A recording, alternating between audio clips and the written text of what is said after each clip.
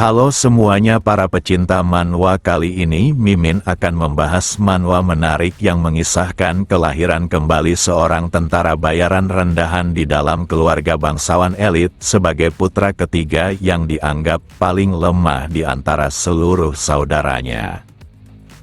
Singkat cerita, terdapat seorang kapten tentara bayaran rendahan yang tumbuh secara liar di medan pertempuran, dan pada akhirnya dia dikhianati oleh tuan yang memperkerjakannya.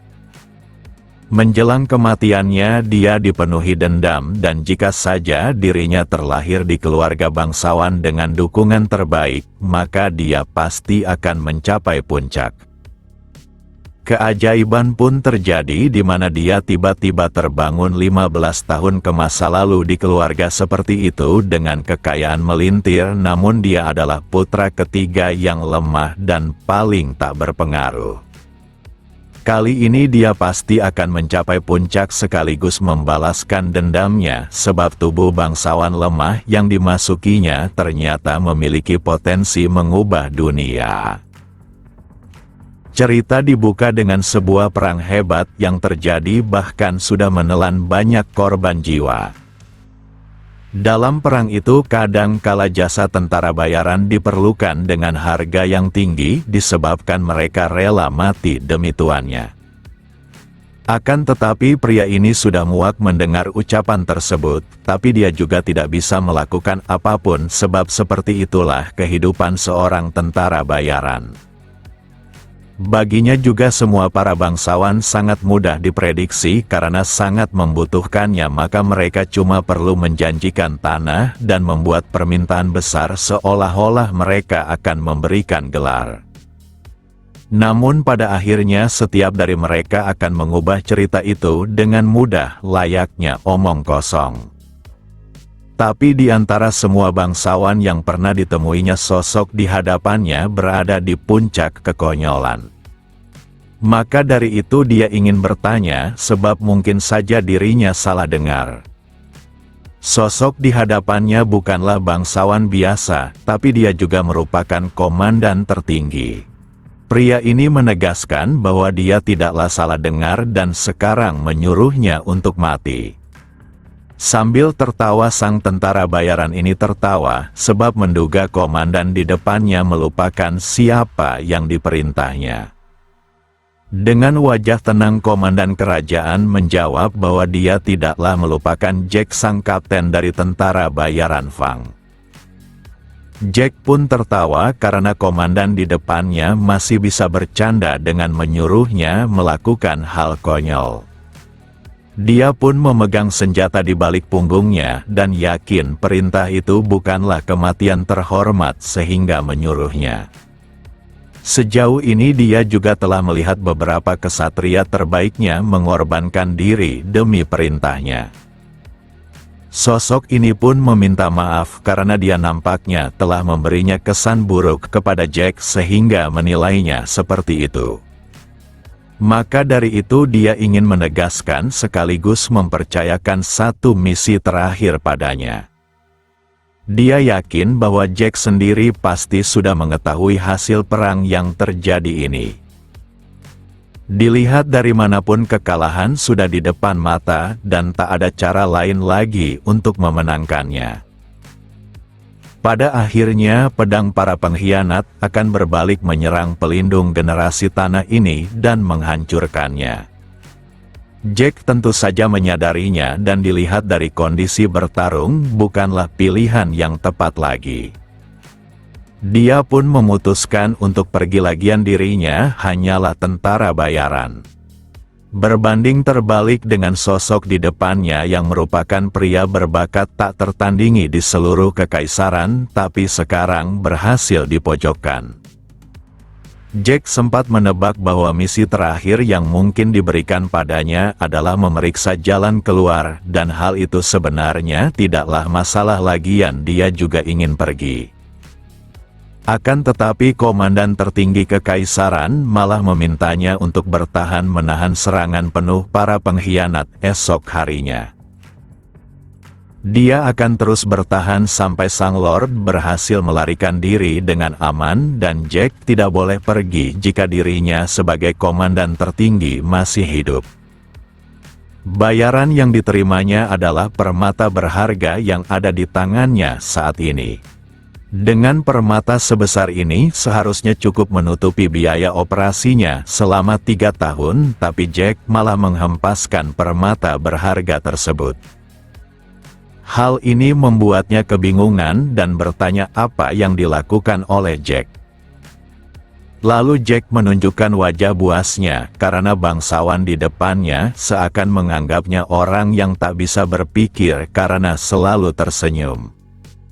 Perintah itu tak lain adalah memintanya serta pasukannya untuk menjadi perisai daging. Walau dia dan pasukannya berjuang, tapi hal itu takkan bertahan lama, dan apakah semua nyawa itu hanya demi memberikan tambahan sedikit waktu agar tuannya bisa kabur? Jika ada sebuah keajaiban terjadi dan mereka berhasil bertahan, maka para pasukan musuh takkan membiarkan mereka semua meninggalkan medan perang yang berarti kematian. Hanya saja sosok ini menjawab bahwa Jack bukanlah seorang kesatria dan musuh juga mengetahui hal tersebut. Saat dirinya komandan tertinggi kekaisaran mati, maka musuh takkan terlalu peduli pada tentara bayaran yang bukan bagian dari kekaisaran. Ucapan itu membuat Jack tertawa keras karena tentara bayaran adalah kelompok yang sangat dibenci oleh musuh dibandingkan pasukan kekaisaran itu sendiri. Di mana grupnya telah melakukan banyak misi berbahaya, bahkan licik dan tak seharusnya digunakan dalam perang sebab memalukan. Akan tetapi tentara bayaran tidak peduli pada hal tersebut dengan melakukan segala pekerjaan kotor demi menuntaskan misi. Dia pernah menyamar sebagai pasukan musuh yang sekarat dan saat mereka mendekat memeriksanya maka dia akan menghabisinya. Hal ini tentu saja adalah jebakan dan dalang dari semua itu adalah buah kepemimpinan Jack. Nama besar tentara bayaran Fang sudah menyebar luas dengan kekejian yang begitu menyeramkan. Normalnya para kesatria sebuah kerajaan maupun kekaisaran masih memiliki rasa hormat, jadi mereka menyebut kelompok Jack adalah manusia iblis tak beradab. Namun Jack tak peduli pada hal seperti itu sebab dia bukanlah bangsawan maupun lahir dari keluarga terhormat. Dalam perang besar ini Jack adalah pemimpin tentara bayaran yang sudah memenggal beberapa komandan musuh.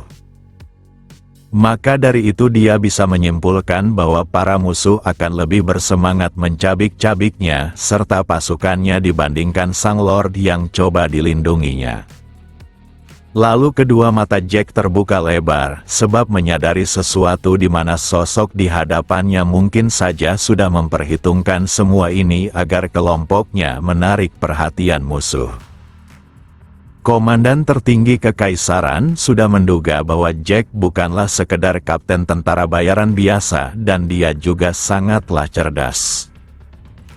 Namun jika tak ingin menyelesaikan misinya, maka dengan terpaksa dirinya harus mengambil alih komando yang berarti Jack harus mati di tangannya. Jack merasakan aura yang berbahaya, segera mundur menjaga jaraknya. Kini Jack menyebut bahwa sosok di depannya adalah orang yang paling keji dari semua bangsawan yang pernah ditemuinya. Sebelum menghabisinya maka sang komandan tertinggi kekaisaran meminta maaf dan dia terpaksa melakukan hal ini.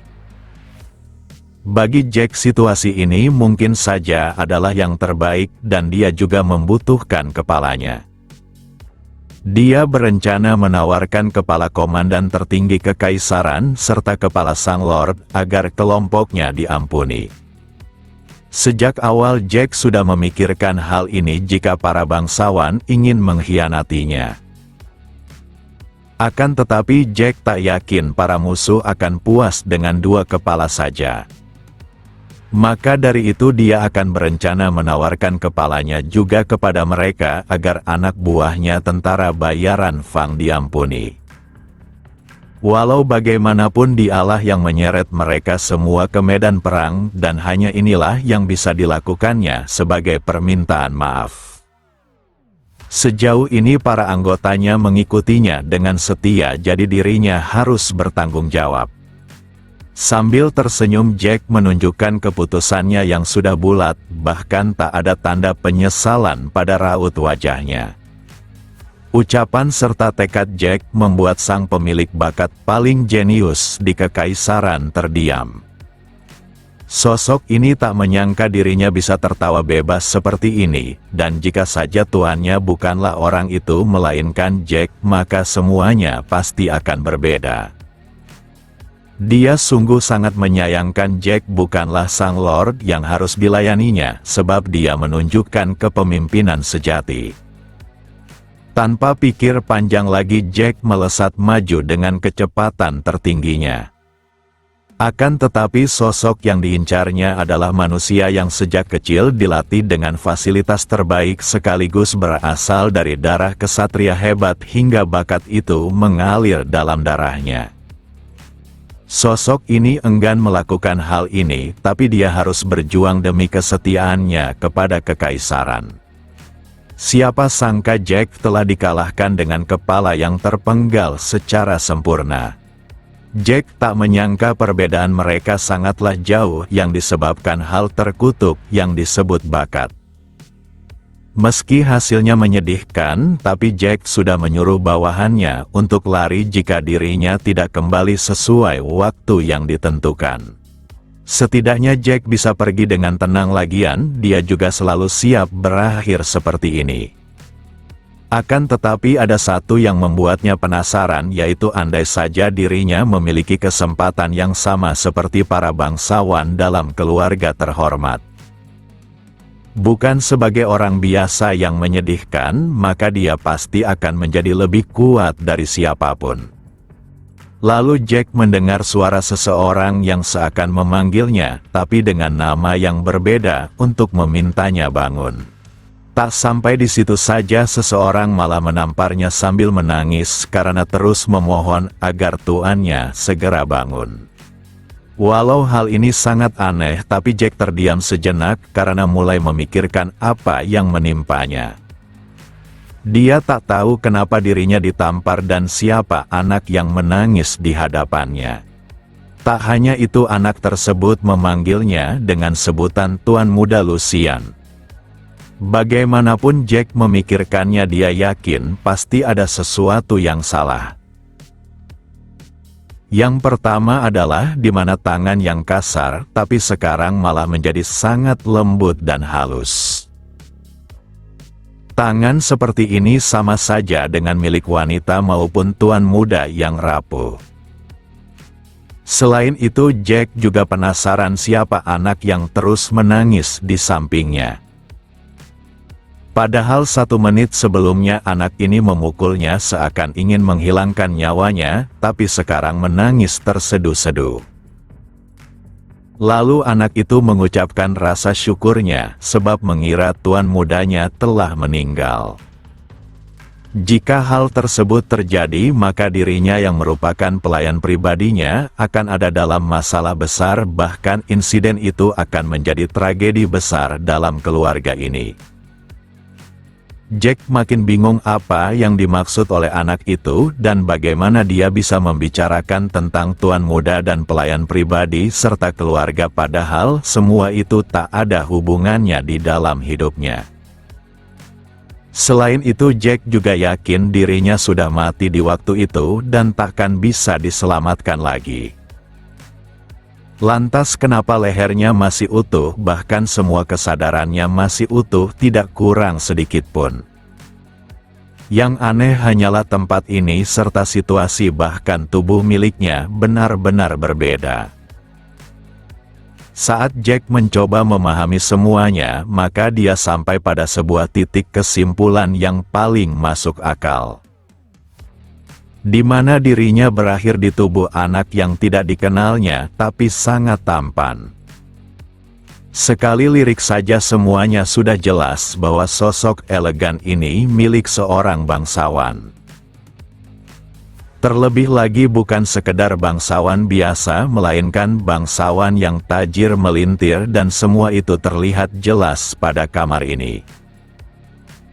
Pertama-tama Jack harus tetap tenang dan harus mencari informasi terlebih dahulu tanpa terlalu mencolok maupun mencurigakan. Karena pelayan pribadinya adalah Hans, maka Jack yang sebagai tuan muda Lucian akan menanyakan sesuatu. Pertanyaan pertama tentang tahun sekarang dan Hans menganggap tuan mudanya masih linglung gara-gara obat. Lalu Lucian sangat terkejut pasca mendengar bahwa sekarang tahun 846 kalender kekaisaran. Jika tahun tersebut benar, maka inilah adalah kehidupan sebelum 15 tahun kematian yang berarti di masa lalu. Akan tetapi dia benar-benar tidak memiliki petunjuk alasannya kembali dan akan memikirkannya nanti saja. Maka dari itu dia harus lebih fokus untuk mendapatkan informasi tentang situasi di kediaman agar dapat bertahan hidup. Jack juga tidak lupa memanfaatkan kebangsawanannya untuk menakuti pelayannya sebab telah bersikap tidak sopan. Di mana dia telah berani menamparkan tubuh tuannya yang sedang tidak sadarkan diri. Lucian ingin mendengar apakah aturan di rumah itu sudah berubah maupun semacamnya dan apakah Hans lupa siapa yang berdiri di depannya saat ini. Walau ucapan ini menyalahkan Hans, namun yang sebenarnya terjadi adalah Jack mencoba mendapatkan informasi tentang tubuh barunya. Pelayannya pun seketika memohon ampun atas ketidaksopanannya karena membuat kesalahan fatal disebabkan kegelisahannya. Tuan muda di depannya saat ini adalah Lucian Waldeck, putra ketiga dari keluarga terhormat Waldeck. Informasi itu sungguh mengejutkan Jack karena dia tentu saja mengetahui tentang nama keluarga tersebut. Keluarga Waldeck adalah keluarga bangsawan bergensi yang juga merupakan pilar pendukung kekaisaran. Mereka telah lama memiliki kedudukan di samping kaisar dari sejak dahulu, menunjukkan betapa hebatnya mereka. Tak hanya itu, sang lord keluarga Waldeck pantas disebut memegang kekuasaan besar yang mampu menyaingi keluarga kekaisaran itu sendiri. Dahulu Jack juga cukup kenal dengan urusan keluarga Waldeck karena 15 tahun yang lalu dirinya pernah bekerja sebagai penjaga selama beberapa tahun. Namun siapa sangka dia malah terbangun dan menjadi putra keluarga Waldeck itu sendiri. Seketika Jack tersenyum karena dia nampaknya akan memiliki kehidupan yang berbeda dari sebelumnya. Seumur hidupnya di masa lalu kedudukannya begitu rendah yang membuat terhina oleh para bangsawan. Jack juga telah menempuh ratusan pertarungan sebagai tentara bayaran hingga namanya dianggap yang paling berbahaya. Dia terus hidup secara menyedihkan karena di dunia orang-orang yang terlahir rendahan takkan memiliki masa depan secerah mereka yang didukung oleh nama besar keluarganya. Keinginannya sebelum mati adalah rasa penasarannya terkait seberapa tinggi yang bisa dipanjatnya jika terlahir dari keluarga bangsawan. Entah apa yang terjadi dan bagaimana bisa dia kembali, tapi Jack memutuskan untuk hidup sebagai tuan muda Lucian, putra ketiga keluarga Waldeck. Di kehidupan ini dia akan menjadi tak terkalahkan dan takkan ada yang bisa menyentuhnya. Jika ada seseorang yang harus terluka, maka orang itu bukanlah dirinya melainkan musuhnya. Setelah itu Lucian meninggalkan kamarnya dan dia masih saja terkesan pada kediaman keluarga Waldeck yang luar biasa memanjakan mata. Sebagai tentara bayaran di masa lalu, Jack tentunya selalu berpergian, tapi tak ada yang sebagus tempat ini. Akan tetapi Lucian menyadari ada semua yang tidak beres di kalangan para pelayan. Sejak dirinya keluar, semua pelayan menatap ke arahnya dengan rasa terkejut seakan tak percaya. Semua tatapan itu sangat aneh dan perlakuan seperti ini seharusnya tidak diberikan kepada seorang tuan muda. Dia pun menanyakan kepada Hans apakah perasaannya saja yang aneh, sebab semua pelayan menatapnya seperti itu dan Hans menjawab bahwa hal itu sudah wajar karena selama ini tuan mudanya menutup diri dan tidak menemui siapapun kecuali dirinya. Jika dihitung, maka tuan mudanya sudah mengurung diri selama 1 tahun 2 bulan lebih.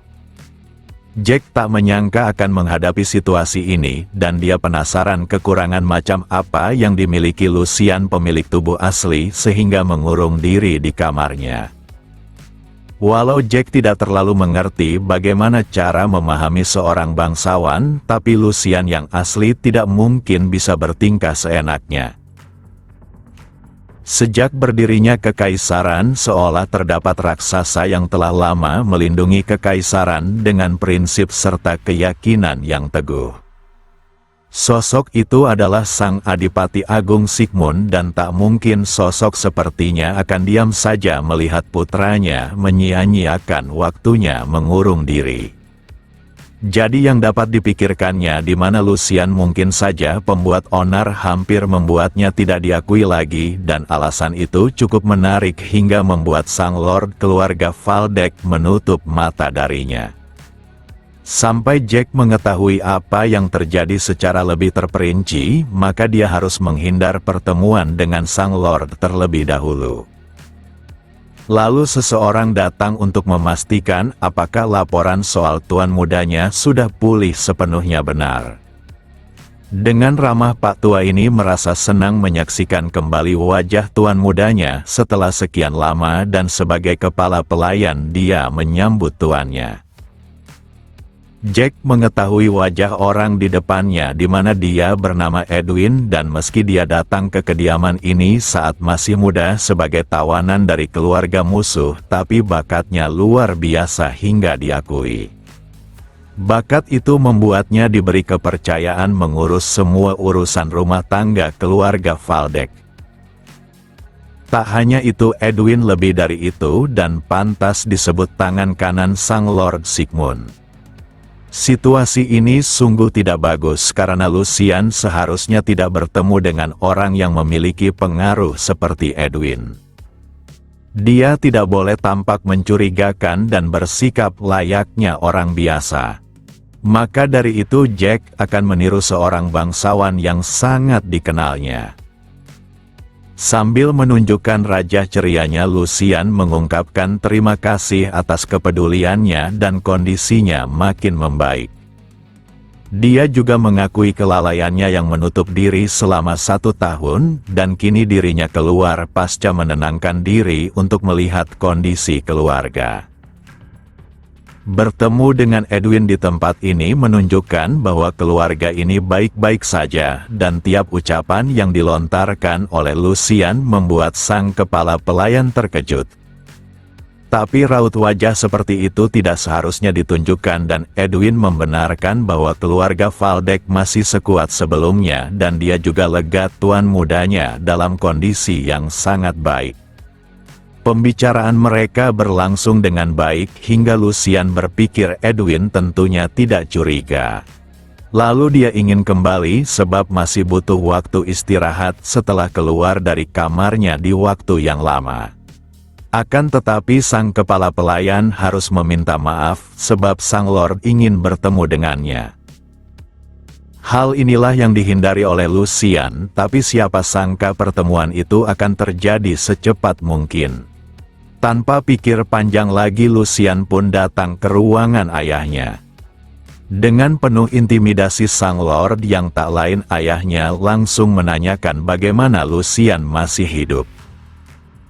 Dengan memasang raut wajah terkejut Lucian menanyakan maksud dari sang Lord. Tadinya sang Lord ingin melupakan semuanya atas ketidakbecusan Lucian, di mana dia menggunakan kematian ibunya sebagai alasan melupakan kewajibannya dan bertingkah layaknya anak manja yang tak berguna sama sekali. Tapi pada akhirnya Lucian sudah kelewat batas dengan tidak puas hanya dengan mengurung diri selama lebih 1 tahun. Di mana dia sampai begitu mudahnya menilai nyawanya sendiri dengan rendah, hingga mencoba untuk melukai dirinya sendiri. Bagian ini masih membuat Lucian kebingungan dan dia harus berpikiran cepat untuk memahami situasinya. Jika diingat pelayannya menangis hebat dan begitu khawatir padanya. Dengan ini maka dapat disimpulkan bahwa si pemilik tubuh asli mencoba mengakhiri hidupnya dan saat itulah Jack mengambil alih. Lalu Lucian mengungkapkan bahwa ada kesalahpahaman di sini. Sang Lord pun memintanya untuk mengeluarkan pikiran yang selama ini disembunyikannya. Tapi yang sangat ingin diketahui ayahnya alasan Lucian ingin mengakhiri hidupnya tanpa peduli pada keluarganya. Situasi ini sungguh menyudutkannya karena Jack tidak memiliki ingatan tentang si pemilik tubuh ini. Namun di 15 tahun yang lalu saat dirinya bekerja sebagai penjaga di tempat ini terdapat kabar yang menggemparkan. Kabar itu didasari atas kematian putra ketiga sang Lord Valdek. Keluarga Valdek memiliki putra di bawah pengawasannya dan mereka semua berasal dari ibu kota yang berbeda. Selama beberapa tahun Jack bekerja di kediaman ini, dirinya hanya pernah bertemu beberapa kali dengan para tuan muda serta ibu mereka. Akan tetapi Jack tidak memiliki ingatan tentang bertemu dengan Lucian maupun ibunya. Menurut kisahnya ibunya mati karena penyakit dan Lucian juga mati tanpa alasan yang jelas di kala itu. Di masa itu Jack menganggap ibu dan anak itu mati karena penyakit namun ternyata menyimpan kisah yang tragis. Tapi yang sebenarnya terjadi adalah kematian Lucian disebabkan kematian ibunya dan posisinya yang tidak stabil dalam keluarga hingga ini merupakan beban yang terlalu berat untuknya. Pada akhirnya dia memilih obat tidur dalam jumlah berlebihan yang bisa menimbulkan kematian ditambah dalam pengasingan itu ayahnya mengabaikannya. Lucian yang putus asa dan cara hidup yang menyedihkan akhirnya mati meski dia adalah bangsawan besar. Jack tak menyangka masalahnya akan serumit ini dan dia tidak membela tindakan si pemilik tubuhnya yang menyedihkan. Sudah sewajarnya juga jika sang Lord ingin memarahinya. Walau bagaimanapun Sigmund Valdek tetaplah seorang ayah dan memiliki cinta kepada putranya. Namun bagi Jack dia tidak perlu memikirkan perasaan orang karena dia juga sedang berada dalam posisi yang sulit. Kekecewaan sang Lord padanya membuat Lucian merasakan bahwa masa depannya yang cemerlang akan hancur. Jika tak memberikan sebuah kata yang bagus kepada ayahnya, maka dia sulit mendapatkan perhatiannya lagi. Sebagai hukum bisa saja dia dikirim ke biara dan menghabiskan hidupnya di sana. Bisa juga dia dikirim ke wilayah utara yang memiliki cuaca ekstrim serta dipenuhi binatang buas. Lucian harus memanfaatkan kesempatan kedua ini dan dia tak boleh hidup secara menyedihkan. Dia takkan membiarkan hidupnya berakhir hanya dengan kesalahan seperti ini. Dikarenakan ayahnya ingin mendengar penjelasan, maka Lucian tentu saja akan melakukannya. Pertama dia menyadari telah mencemari nama besar keluarga Valdek dengan tindakan tidak bergunanya, bahkan menyebabkan ayahnya malu serta khawatir jadi dia ingin mengucapkan maaf yang tulus. Kejadian ini merupakan murni kesalahannya yang tidak dapat disangkalnya dan dia juga bersedia menerima hukuman apapun yang diberikan padanya dan ucapan itu sungguh mengejutkan sang kepala pelayan.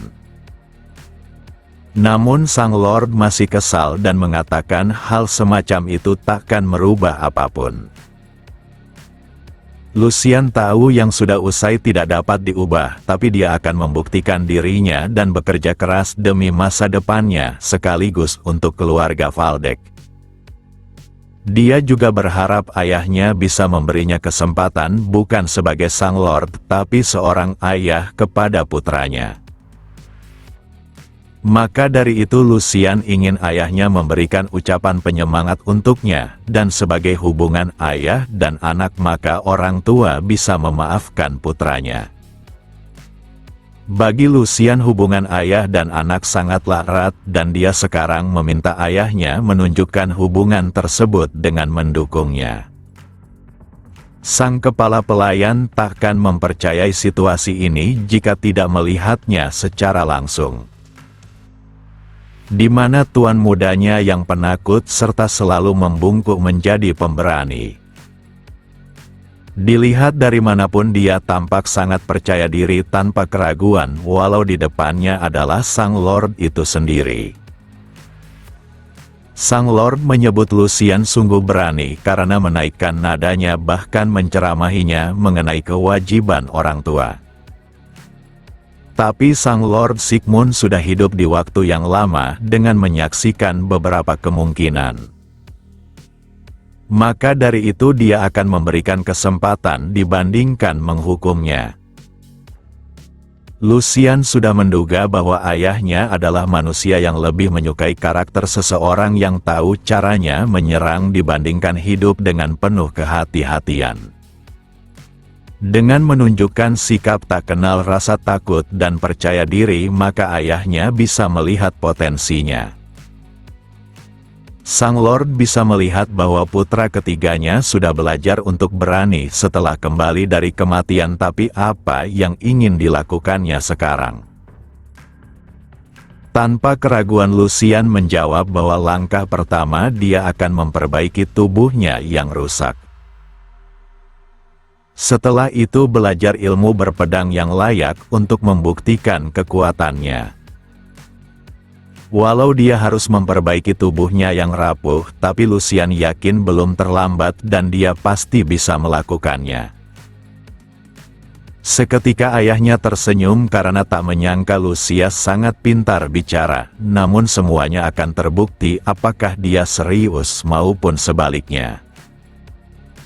Daripada memberikan sebuah kata penyemangat maka sang lord meminta kepala pelayannya untuk memberikan apa yang seharusnya menjadi milik Lucian. Jika Lucian pintar menggunakannya maka hal ini seharusnya akan sangat membantunya dan Edwin akan segera menyiapkannya. Beberapa saat kemudian di kediaman Lucian tampak beberapa orang sedang mengangkut barang. Yang benar saja yang dibawa oleh orang-orang itu adalah harta yang sangat banyak. Lucian tak pernah menduga seorang bangsawan elit akan diberikan uang saku sebanyak ini. Tak hanya itu, uang tersebut bahkan diberikan untuk 1 bulan dan bagaimana dia bisa menghabiskan semuanya. Namun dengan kekayaan ini dia bisa memutarbalikkan tubuhnya yang lemah menjadi kuat dalam waktu singkat. Sebelum regresi Lucian mengetahui sebuah ramuan ajaib yang bisa membuat seseorang lebih kuat dan dia akan mendapatkannya. Semenjak itu sang Lord Waldeck mengunjunginya sebuah taman ditemani oleh kepala pelayannya. Edwin mengetahui bahwa taman ini dulunya selalu dirawat dengan baik oleh mendiang lord sebelumnya, tapi tuannya tidak pernah datang. Semua itu pastinya disebabkan perubahan dari putra ketiganya yang menghangatkan hatinya. Dulu Ibu Lucian menyukai taman ini dan selalu berkunjung ke tempat ini bersama sang lord. Lalu sang lord mengatakan bahwa dulu Lucian selalu memalingkan pandangannya seolah takut sesuatu sehingga dirinya berpikir bahwa wajahnya saja yang mirip dengan ibunya. Namun untuk pertama kalinya dia merasa pemikirannya telah salah. Edwin juga pasti melihatnya di mana anak itu menatap secara langsung bahkan tak sungkan mengungkapkan pendapatnya. Edwin membenarkan hal tersebut dan tak ada ketakutan seperti sebelumnya. Walau selama ini tuan mudanya tidak menjanjikan, tapi Edwin yakin darah tidak mungkin saja dapat berubah. Bagaimana dia salah satu kandidat pewaris dan sang Lord tertawa sebab hal itu belum pasti karena hidup sesungguhnya baru akan dihadapi oleh Lucian. Setelah semua yang terjadi maka untuk memperbaiki segalanya maka sebuah ucapan takkan cukup. Di mana dia harus berusaha keras lebih dari siapapun ditambah kakaknya pasti akan memperhatikannya. Kemudian Edwin juga menginformasikan bahwa kabar tentang bantuan yang diterima oleh Lucian telah bocor ke pihak luar. Setelah diselidiki orang yang melaksanakan hal itu adalah Jordi sang tuan muda kedua. Sang Lord tidak memungkiri Jordi adalah putra yang kompeten tapi wadahnya terlalu dangkal dengan bertindak yang tidak seharusnya. Alasan dia menyimpulkan dendam dengan Lucian disebabkan keluarga ibunya. Kepala pelayan merasa dia harus ikut campur dan membantu Lucian yang baru ingin berbenah diri, tapi sang Lord melarangnya. Trik seperti itu takkan pernah berhasil kepada anak yang berpotensi dan jika Lucian anak yang seperti itu maka dia bisa melewatinya. Hal ini justru bagus karena dia sendiri penasaran tindakan apa yang akan diambil oleh Lucian dan jika jatuh semudah itu maka tak ada waktu untuk menaruh harapan padanya di kemudian hari. Walau darah Valdek adalah kuncinya, tapi tetap saja dia harus membuka pintu dengan kekuatannya sendiri. Beberapa hari kemudian, para pelayan mulai bertanya-tanya kenapa tuan mudanya tidak pernah keluar lagi dan apakah dia mengurung diri lagi. Sudah 3 hari semenjak bantuan diterima, tapi tuannya malah bersikap seperti ini. Hans sangat terkejut karena tuannya mengatakan bahwa uang itu kembali mengalir berkat diskusinya dengan sang Lord, tapi bagaimana ini bisa terjadi? Dengan mengingat hubungan mereka berdua yang tidak baik, maka hal ini seharusnya cukup sulit untuk didapatkan. Hans yakin tuan mudanya pasti ketakutan dan sangat tertekan. Walau Hans berpikiran seperti itu, tapi nyatanya Lucian malah sangat kegirangan akan harta yang begitu banyak.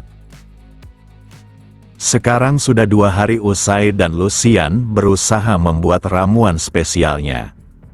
Dia juga tahu jika pelayannya pasti sangat penasaran bahkan tetap di depan pintu kamarnya saking khawatirnya menunjukkan dia benar-benar orang yang setia. Dengan alat-alat pengolahan yang seharusnya tidak pernah disentuh oleh tangannya, maka dia akan menciptakan ramuan super hebat. Di masa depan obat ini sangatlah mahal karena bunga yang dibutuhkan dalam pembuatannya hanya bisa tumbuh di bawah sinar bulan. Sekarang pasti banyak yang beranggapan dia sedang gila, tapi membeli pasokan bunga herbal itu merupakan langkah tepat.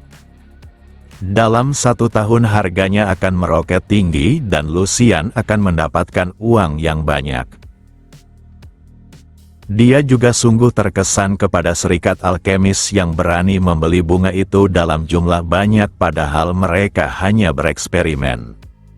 Tapi berkat keberanian itu maka ramuan spesial tercipta, bahkan ramuan ini disebut minuman dewa yang dinamai nektar.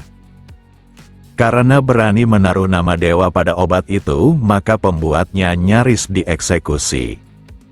Tapi begitu diuji efeknya mulai dikenal dan berbalik memuji obat tersebut. Sejak dahulu batasan bela diri seseorang ditentukan saat mereka lahir karena mengikuti bakat alamiah. Tapi dengan meminum nektar maka orang lemah sekalipun menjadi pengguna pedang yang berguna. Tentu saja yang diciptakannya oleh Lucian saat ini jauh lebih lemah dari obat asli dan ini hanya seukuran obat yang akan diproduksi massal nantinya. Namun untuk saat ini tidaklah masalah karena tujuan utamanya bertambah kuat dengan cara apapun. Pada masa kekaisaran dilanda kekacauan, maka serikat yang pertama dihancurkan adalah serikat alkemis karena dianggap resep nektar sangatlah berbahaya. Resep pembuatannya pun menghilang dari dunia tanpa ada jejak sama sekali. Hal itulah yang diketahui dan dipercayai oleh semua orang, tapi Jack di masa lalu berhasil mengumpulkan beberapa petunjuk yang tersisa. Yang paling penting selain proses pembuatan nektar adalah proses penyerapannya, sebab efek dari manusia yang menentang hukum alam telah dimulai. Tergantung pada proses sirkulasi mana yang mengalir di sekujur tubuh, maka kualitas dan performa kekuatan yang bisa diambil juga akan berbeda untuk setiap orang. Saat ini Luciam akan menyerap kekuatan itu atas bantuan ramuan nektar demi memulihkan jalur-jalur di tubuhnya yang rusak. Akan tetapi Lucian sungguh terkejut sebab dirinya tidak merasakan rasa sakit maupun penghambatan apapun. Di sisi lain sirkulasi itu malah mencari tempat yang cocok dimasukinya, bahkan tubuh bayi yang baru lahir takkan semulus ini. Maka dari itu Lucian dapat menyimpulkan bahwa tubuh ini sangat berbakat. Sementara itu Hans terus mondar-mandir di depan pintu tuannya, saking khawatirnya. Di saat itulah Lucian membuka pintu sambil menanyakan apakah semuanya baik-baik saja. Hans yang melihat tuan mudanya terbawa emosi sebab dia sungguh khawatir padanya. Tak hanya itu, tuan mudanya bahkan tidak menjawabnya saat dia terus memanggil namanya. Dia juga tidak berani masuk karena tuannya sudah memerintahkannya tidak mengganggunya. Di sana Lucian hanya tersenyum melihat tingkah pelayan setianya. Saat itulah Hans terus memperhatikan tuan mudanya sebab merasa ada sesuatu yang berbeda. Lucian memahami kenapa pelayannya bersikap seperti itu karena dialah orang yang paling peduli padanya hingga dapat merasakan perubahannya. Walau tubuh fisiknya membutuhkan waktu dan nutrisi yang sesuai untuk menjadi kokoh, tapi berbeda halnya dengan apa yang ada di dalam. Bagian tubuh inti Lucian sepenuhnya telah membaik, bahkan dalam kondisi yang sempurna untuk belajar bela diri. Hal ini lebih baik dari perkiraannya dan semua itu berkat tubuh yang dirasukinya dengan bakat tak terbatas. Tubuh ini setidaknya setara dengan orang-orang yang dapat membuat sejarahnya sendiri maupun mengubah dunia. Dengan peningkatan ini bahkan Jack mampu melampaui kekuatannya di masa lalu hanya dengan rentang waktu 1 tahun. Tapi Hans juga tak menyangka kegilaan tuan mudanya malah meningkat, di mana dia menunjukkan wajah menyeramkan dan akan membuatnya menjadi pelayan terbaik yang pernah ada sebab mengikuti tuan yang hebat. Mulai dari sekarang mereka berdua akan mengukir namanya dalam sejarah, tapi hal awal yang harus dilakukannya adalah menguasai keluarga Valdek. Sebagai Jack, Lucian sebenarnya merasa iri kepada pelayannya sebab di eranya dia harus berjuang untuk makan, tapi Hans bisa melayani bangsawan sepertinya saat ini. Seminggu kemudian di tengah hutan terlihat Lucian yang berjalan bersama pelayannya. Jack masih memikirkan betapa nikmatnya hidup yang dirasakannya saat ini, di mana makanan selalu ada dengan nutrisi terbaik, bahkan semuanya masih hangat. Dia juga tidak perlu membersihkan kamarnya karena semua pelayan menyiapkannya. Di masa lalu dirinya hidup secara menyedihkan, bahkan kelaparan tiap harinya. Berkat kekayaan keluarga Valdek, maka dia tidak perlu khawatir pada makanan maupun tempat tinggal. Yang perlu dilakukannya adalah fokus bertambah kuat, agar tak seorang pun yang bisa menghancurkannya. Namun Jack sedikit penasaran tentang kehidupannya di dunia ini. Dia pun datang ke tempatnya bekerja dan menanyakan kepada orang-orang terkait dirinya di masa lalu. Namun hasilnya cukup mengejutkan di mana tak ada orang yang seperti itu dan apakah dirinya di zaman ini memang tidak pernah ada. Jika benar maka hal itu adalah yang terbaik karena dia bisa fokus dengan jati dirinya sebagai Lucian. Di sela itu Hans menanyakan apakah tuan mudanya benar-benar ingin ke tempat itu. Sebelum mengurung diri dia pernah mengatakan takkan pernah menginjakkan kakinya di aula latihan. Hal itu disebabkan tuan muda kedua selalu mengganggunya di sana dan Hans enggan hal itu terulang kembali jadi mereka sebaiknya kembali. Dengan melihat ekspresi pelayannya, maka Lucian paham apa yang sudah terjadi. Lagian kemampuan berpedang adalah kemampuan yang dibutuhkan oleh anak-anak dari keluarga bangsawan dan hal itu juga kesempatan emas bagi tuan muda kedua untuk menyingkirkannya sebagai pesaing. Tentunya dia membuat Lucian yang asli ketakutan dan enggan datang latihan lagi. Cara itu adalah tindakan yang sempurna untuk memastikan agar Lucian berpikiran untuk tidak pernah mencoba memimpikan menjadi sang Lord keluarga Waldeck. Namun situasi itu hanya masa lalu dan Lucian meminta Hans percaya padanya dan dia cuma perlu mengikutinya.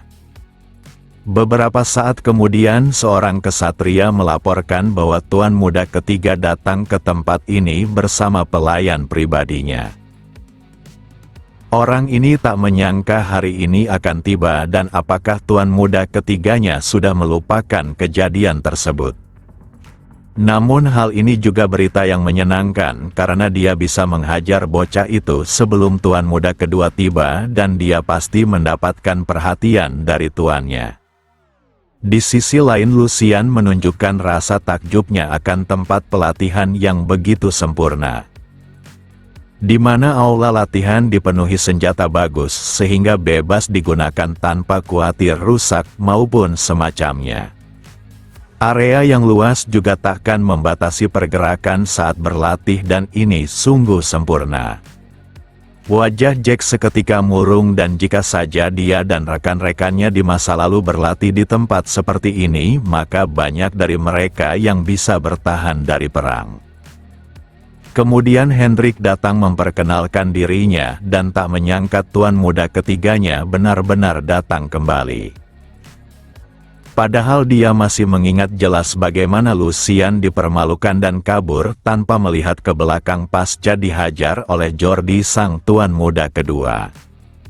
Jika diingat lebih jelas maka pemandangan tersebut seperti seekor domba yang dikejar oleh serigala. Dia juga berpikiran tuan mudanya membawa pelayan agar tidak merasa takut, tapi pelayan seperti itu takkan berguna. Sudah lama mereka tidak bertemu dan dia mengucapkan salam hormatnya. Dia juga mencoba mengingatkan bahwa dialah pelatih yang mengajarinya kuda-kuda di 1 tahun yang lalu. Pada saat itu pemandangannya sangat bagus karena tuan mudanya benar-benar berjuang keras. Lucian yang mendengar itu tersenyum karena seekor serangga pengganggu menghampirinya. Karena sudah bosan dalam beberapa hari ini, maka Lucian akan menikmati orang kurang ajar di depannya. Seorang kesatria merupakan perwujudan akan martabat serta loyalitas. Biasanya mereka terlahir dari keturunan bangsawan dan hal yang wajar bagi kaum bangsawan menguasai seni bela diri dan etika yang layak sejak kecil. Hanya dengan mendapatkan kemenangan di medan perang maupun misi maka mereka akan mendapatkan pengakuan. Lalu mereka menerima gelar kesatria dari tuan muda mereka kemudian diakui sepenuhnya. Walau dihormati tapi pada akhirnya mereka hanyalah pelayan yang berkalung emas bagi tuannya. Sebab itulah para kesatria diwajibkan untuk menunjukkan tata krama kepada tuan yang telah memberikan mereka kekayaan maupun martabat termasuk kepada anak-anak tuannya. Akan tetapi kesatria yang berdiri di hadapannya saat ini terlihat sangat arogan meski sedang bertemu dengannya. Alasannya pasti sederhana, di mana Lucian tidak memiliki pengaruh dari keluarga, tapi apakah benar hanya seperti itu? Alasan yang paling kuat tentunya Hendrik mengandalkan dukungan utama seperti tuan muda kedua. Sebenarnya Lucian ingin langsung menghajarnya saja dan memberinya pelajaran. Akan tetapi tindakan itu terlalu mencolok dan baik sang Lord maupun kakaknya pasti memperhatikannya. Menghukum seorang kesatria tanpa prosedur formal hanya akan membuat pertikaian yang tak penting, ditambah kesatria adalah inti kekuatan militer sekaligus aset penting dalam keluarga. Jadi belum saatnya dirinya bertindak lebih jauh dan hanya perlu memberikan sedikit tamparan menunjukkan dia bukanlah tuan muda yang bisa dipermainkan lagi. Dengan lantang Lucian berteriak bahwa sungguh tak berguna jika dia menghindari aula latihan karena hal yang pernah terjadi sebelumnya, dan dia juga berencana untuk sering mampir untuk belajar ilmu berpedang. Seperti yang dikatakan Hendrik bahwa sudah setahun usai dan dia pasti akan sibuk mengejar ketinggalan tersebut. Namun Hendrik malah tertawa karena tuan mudanya sudah begitu terlambat untuk mempelajari formasi ilmu pedang bangsawan. Dia merasa tuan mudanya tidak mengetahui bahwa umur lebih dari 15 tahun sudah dianggap terlambat. Formasi pedang keluarga Waldeck adalah teknik rahasia yang dibuat oleh leluhur dan hanya dengan menirukannya maka dapat memberikan pencerahan.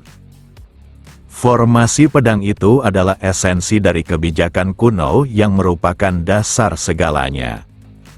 Namun formasi pedang tersebut hanya bisa berguna dengan jalan pikiran yang dibuka oleh mana, dan jalan itu mulai tertutup di usia 16 tahun, jadi melakukan latihan itu tak lebih dari latihan fisik biasa saja. Teknik formasi pedang tanpa pencerahan bagaikan cangkang kosong yang hanya dapat dikategorikan menari saja. Maka dari itu Hendrik merasa hal seperti itu cocok bagi tuan mudanya dan dia pasti bisa menjadi penari nomor 1 di kekaisaran. Jika dia enggan menjadi penari maka dia sebaiknya hidup nyaman dengan berkebun, dan tiap ucapan itu membuat para kesatria di aula latihan menatap tajam. Mereka tak mengerti bagaimana bisa putra tuannya sangat lemah dan tak berguna seperti itu. Hendrik begitu bangga sebab dia telah membuat Lucian tak bisa berkata-kata apapun dan tuan muda Jordi pasti akan memujinya. Sebenarnya Hendrik sedang berbohong di mana jalan mana formasi pedang tertutup di usia 16 tahun, tapi hal itu bukanlah masalah karena tuan muda ketiga pasti tak memiliki pengetahuan. Dalam keluarga Waldeck dia hanyalah anak domba yang lemah dan kapan saja bisa disingkirkan oleh saudara-saudaranya, jadi tak ada yang perlu dikhawatirkan. Dengan cemoohan itu serta tatapan mata semua orang maka Hendrik yakin Lucian takkan berani datang ke aula latihan kembali. Namun Lucian malah menjawab bahwa jalan mana seharusnya tertutup pada usia 26 tahun bukannya 16 tahun. Dia mempertanyakan apakah Hendrik benar-benar yakin akan hal itu dan kakaknya juga pasti memiliki pengetahuan yang sama karena mereka berdua sering berlatih. Hendrik membenarkan hal tersebut dan dia yakin bahwa Lucian pasti takkan berani menentangnya lagi karena telah menyebut nama Jordi yang selalu ditakutinya. Lalu Lucian malah bertingkah aneh dengan memegang rambut pelayannya saking khawatirnya akan sesuatu. Dia histeris karena tak menyangka kakaknya tidak mengetahui pengetahuan umum dan ini sangatlah memalukan padahal dia adalah tuan muda. Jika hal ini terus ditetapkan dalam aula latihan ini, maka banyak orang bertalenta yang tidak berlatih di usia 16 tahun ke atas dan ini sungguh merugikan keluarga Waldeck. Dia sungguh tak menyangka kakaknya benar-benar tak berguna karena tidak mengetahui hal ini dan Hendrik mulai panik. Lucian terus bermain dengan mengatakan bahwa ini adalah masalah serius dan keluarga Valdek pastinya kesulitan mendapatkan kesatria yang berarti penurunan militer. Dia yakin soal ini karena Hendrik pastinya takkan berbohong sebab dia sudah membawa nama kakaknya. Hendrik yang panik seketika membela diri bahwa dia bukanlah penipu dan apa yang dikatakannya sudah benar. Lucian pun meminta maaf karena dirinya lah yang mungkin salah ingat karena tak mungkin kesatria keluarganya berbohong. Seorang kesatria seharusnya terhormat karena mereka membawa nama besar keluarga Valdek dan Hendrik takkan berani menodainya. Lalu Lucian berbisik di mana dia akan menunjukkan akibat dari keberanian Hendrik yang mencoba mempermalukannya. Lucian berteriak jika dia harus membenarkan pemahaman para kesatria di mana mereka bisa berlatih formasi pedang keluarganya walau berumur 16 tahun. Dia tak menyangka sosok seperti Hendrik tidak mengetahui hal itu dan dia pasti sudah menolak banyak anak yang berbakat. Jika dibiarkan terus-menerus maka kekuatan militer keluarga Valdek akan menurun dan pada akhirnya membahayakan rakyatnya. Sebagai seorang putra sang lord maka dia tak boleh membiarkan hal ini dan masalah pengetahuan hal dasar ini tidak boleh dibiarkan. Dia pun mengintimidasi Hendrik dan menyuruhnya bersiap sebab dia akan melaporkannya kepada sang lord. Hendrik tak menyangka bagaimana bisa anak yang dulunya sangat penakut berubah menjadi seperti ini. Dia hanya berencana menakutinya dan membuatnya tidak latihan, tapi sekarang dirinya lah yang terkena imbasnya. Tuan muda Lucian yang dikenalnya seperti anak domba yang lemah, tapi sekarang dia seperti serigala besar. Di saat yang sama Jordi sang tuan muda kedua datang disebabkan suara ribut yang mengganggunya. Lucian yang melihat kedatangan kakaknya makin bersemangat karena permainan akan lebih menarik. Jordi menampakkan wajah marahnya dan itu tertuju pada adik lemahnya. Kemudian Hendrik berlari dan dia akan mencoba menjelaskan apa yang terjadi. Namun dia malah meminta Hendrik untuk diam dan berhenti bertindak konyol. Di mana dia sudah melihat sendiri tindakan menjijikkannya dengan matanya bahkan kalah adu mulut dengan seorang bocah. Hal ini sungguh mengecewakan padahal dia menganggapnya orang yang bisa berguna. Sekarang dia memintanya menyingkir dan berhenti mempertontonkan wajah menyedihkannya. Hans sangat ketakutan karena tuan muda kedua pasti takkan mengampuni mereka. Namun Lucian malah kegirangan karena pertemuan seperti ini tentunya sangatlah menyenangkan. Jordi Valdek merupakan bangsawan layak di antara bangsawan lainnya, tapi terkenal akan kepribadiannya yang jelek bahkan rumor itu sampai saat Lucian masih menjadi penjaga di masa lalu. Dikarenakan pengaruhnya lebih lemah dari putra pertama, maka dia banyak membawa orang luar demi mendukungnya. Hanya saja orang-orang luar seperti itu tidaklah terlatih dan mereka tidak banyak berguna dan hanya digunakan sebagai tumbal atas kejahatannya. Sambil menunjukkan wajah ramahnya Lucian menyambut kedatangan kakaknya. Lalu Jordi menanyakan kenapa adik kecilnya mengatakan hal yang tidak berguna. Dia sudah melihat semua yang terjadi antara Lucian dan kesatria Hendrik. Meski begitu sudah lama sekali sejak Hendrik mempelajari tentang teori jadi dia bisa saja melupakannya tentang batas usia formasi pedang keluarganya. Menggunakan namanya sebagai tuan muda kedua untuk membuat kebingungan adalah sesuatu yang tak pantas. Akan tetapi dengan kerendahan hatinya dia tidak bisa menghukum Hendrik karena sudah banyak pencapaian yang diperolehnya untuk keluarga Valdek. Salah dalam teori bukanlah masalah besar dan tidak dapat dibandingkan dengan apa yang diberikan para kesatria kepada keluarga Valdek. Namun adiknya berani menyudutkannya padahal dia sendiri telah melarikan diri selama 1 tahun di dalam kamar bagaikan pengecut sehingga tak punya hak untuk menyalahkan seorang kesatria loyal seperti Hendrik. Walau bagaimanapun para kesatria di aula latihan ini sudah berjasa dan kesalahan seperti itu tak perlu dibesarkan. Sebagai putra kedua maka Jordi meminta maaf atas perkataan adiknya yang seakan tak menghormati para kesatria dan orang-orang yang mendengar itu takjub akan kepemimpinannya.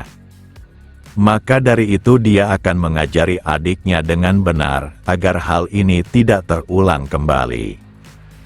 Lucian yang melihat tingkah kakaknya terkesan pada otaknya yang bekerja cukup cepat.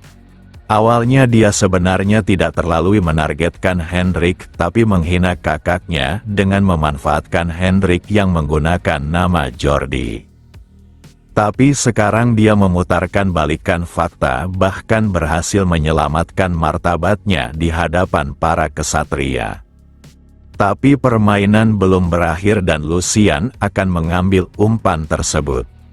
Siapa sangka Lucian menyebut kakaknya memang luar biasa di hadapan semua orang.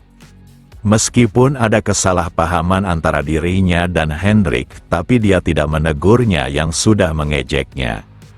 Daripada memarahinya dia malah memberikan pelajaran berharga kepada adiknya. Seperti saat ini dia ingin memanggilnya kakak yang tidak berpengetahuan dan tak berguna, tapi kebijakan yang diberikannya sangat bagus dan dia akan mencatatnya. Walau Lucian seakan memuji kakaknya, tapi para kesatria memahami bahwa dia sedang mengejeknya. Wajah Lucian yang seperti iblis licik membuat semua kesatria berpikiran bahwa tuan muda lemah yang penakut sudah tidak ada lagi. Dikarenakan kesalahan pahamannya sudah selesai maka Lucian akan segera pergi. Lagian tidak ada gunanya memperpanjang urusan ini karena dia mungkin saja menjatuhkan harga diri Jordi di hadapan semua orang. Jordi sungguh tersinggung akan bisikan itu seakan Lucian benar-benar ingin mati di tangannya. Dengan santai Lucian menjawab bahwa perhatian ayah mereka tertuju padanya belakangan ini dan bukankah bertikai hanya akan merugikan nama baik Jordi itu sendiri. Jordi tak dapat memungkiri itu dan Lucian pun meninggalkan aula dengan tenang serta menanamkan pengetahuan baru di mana dia bukanlah tuan muda yang akan menurut jika disentuh. Jordi tidak pernah merasa terhina seperti ini ditambah yang melakukannya adalah orang paling tak berguna dalam keluarganya.